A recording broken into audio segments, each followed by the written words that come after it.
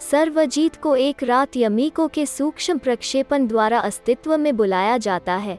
एक लड़की जो खुद को कैहो के बंदी के रूप में पहचानती है, जो प्रकाश की एक सेना है।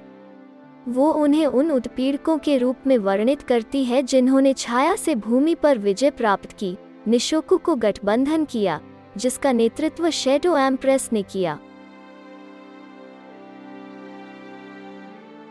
उनका दावा है कि युद्ध जीतने के बाद उन्होंने महारानी और उनके अनुचरों को निशोकु के मुख्य मंदिर में कैद कर दिया, जिसमें यमीको भी शामिल थी। वो उन्हें मुक्त करने में सर्वजीत की मदद का अनुरोध करती है, जिसके लिए उसे जेल का ताला खोलने के लिए 6 तावीज़ों की आवश्यकता होगी।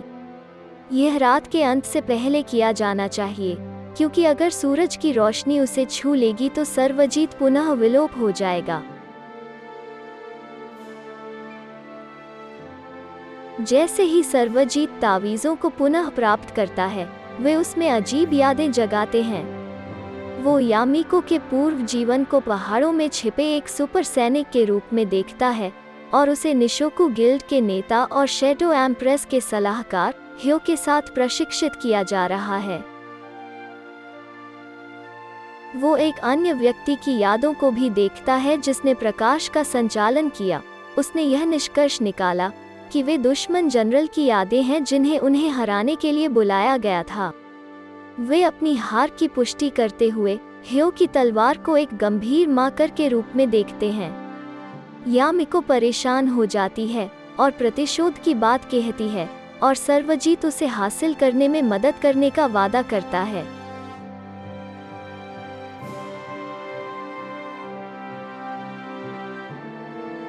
उनका सामना कैहो के अंतिम कप्तान हिकारू से होता है। अन्य कप्तान युद्ध में हार चुके हैं।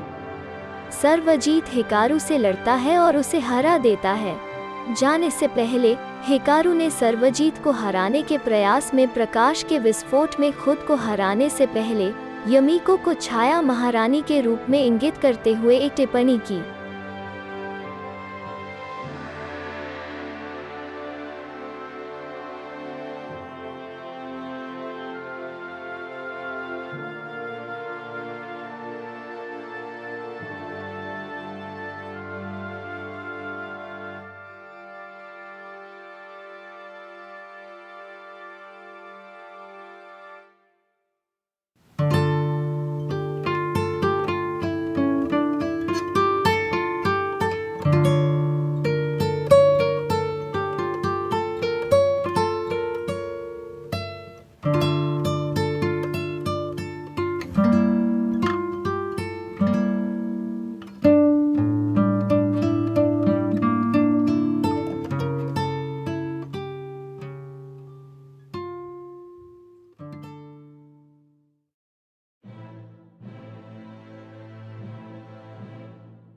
सर्वजीत बच जाता है और यामिको स्वीकार करती है कि वो शैडो एम्प्रेस है, लेकिन दावा करती है कि वो उसे अपनी बेबसी के कारण उसे बताने के लिए क्षमा प्रार्थी थी।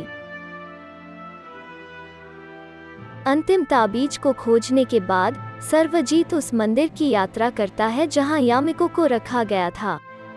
सोरा, काहो की सेनापति, उसकी प्रगति में बाधा डालती है, लेकिन वो मंदिर के लिए अपना रास्ता बनाता है और उसे घातक रूप से घायल कर देता है।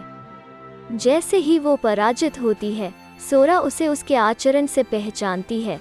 वो काहो के पहले जनरल रियो की स्पिरिट है और प्रकाश क्षेत्र रक्षक की यादें उसकी अपनी हैं।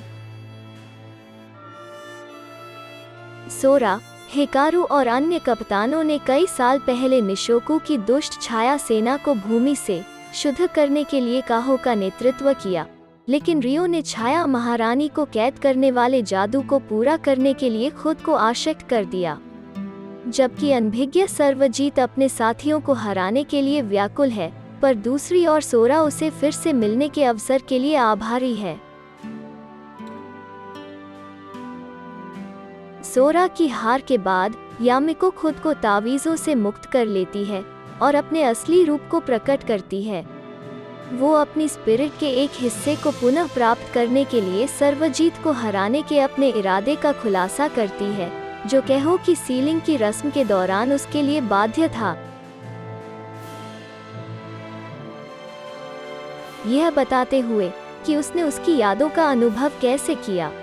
सर्वजीत अपनी पहली हार के बाद सोरा द्वारा प्रदान की गई अपनी मूल तलवार लेता है और यामिको को हरा देता है।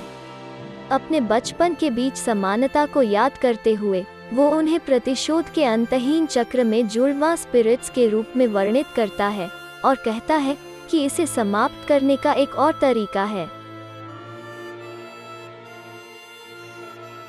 यामिको सहमत हो जाती है और जब सर्वजीत जादुई मंत्र पढ़ता है जो कि रक्षक के रूप में अपने समय के दौरान उनकी यादों से याद किया जाता है, वे प्रकाश के एक विस्फोट से घिर जाते हैं।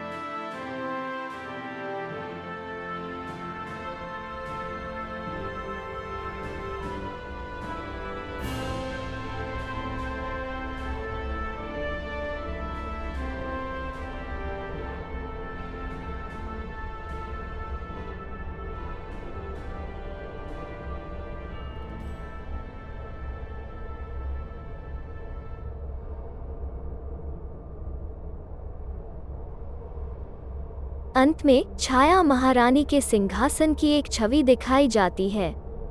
इससे पहले रयो की तलवार जमीन में गाड़ दी गई थी। उसके बगल में यामिको की बचपन की गुड़िया तावीज़ों में से पहली थी। सर्वजीत को रेल्म्स के रक्षक के रूप में अपनी तलवार हवा में लहराते हुए दिखाया जाता है।